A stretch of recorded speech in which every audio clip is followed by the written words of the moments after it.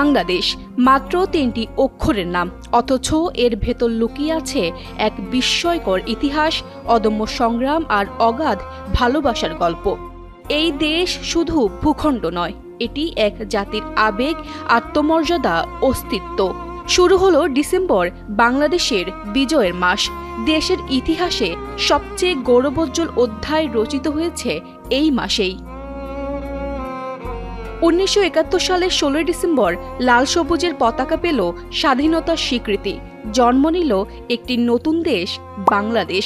এরপর থেকে প্রতিটি ডিসেম্বর মানেই বাঙালির হৃদয়ে বিশেষ আবেগ, শোক, গর্ব আর শ্রদ্ধার অনির্বচনীয় মেলবন্ধন।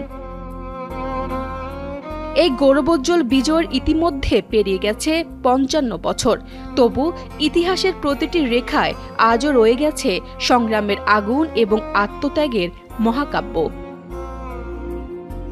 বাংলাদেশের জন্মের ইতিহাসে অসংখ্য বেদনা, অশ্রু আর রক্ত ঝরে আছে। ১৯৫২ এর ভাষা আন্দোলনের উদ্দীপ্ত স্লোগান থেকে শুরু করে ১৯৭১-এর মুক্তিযুদ্ধ, সব মিলিয়ে এদেশের প্রতিটি ইঞ্চি মাটিতে লুকিয়ে আছে আত্মত্যাগের গল্প। পৃথিবীর কটি জাতি আছে যারা ভাষার জন্য রক্ত দিয়েছে? কটি জাতি আছে যারা অসম শক্তির বিরুদ্ধে দাঁড়িয়ে স্বাধীনতা ছিনিয়ে এনেছে? সেই প্রশ্নের উত্তর একটাই, বাংলাদেশ।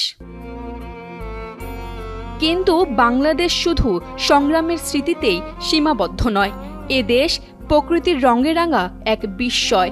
বাতাসে ধানের গন্ধ, আকাশে ভেসে বেড়ানো শালিক, পদ্মা মেঘনা যমুনার মিলন, হাওরের ঢেউ, চা বাগানের সবুজ, দুর্গ্রামে আজানের ধ্বনি, সব মিলিয়ে যেন এক জীবন্ত কবিতা।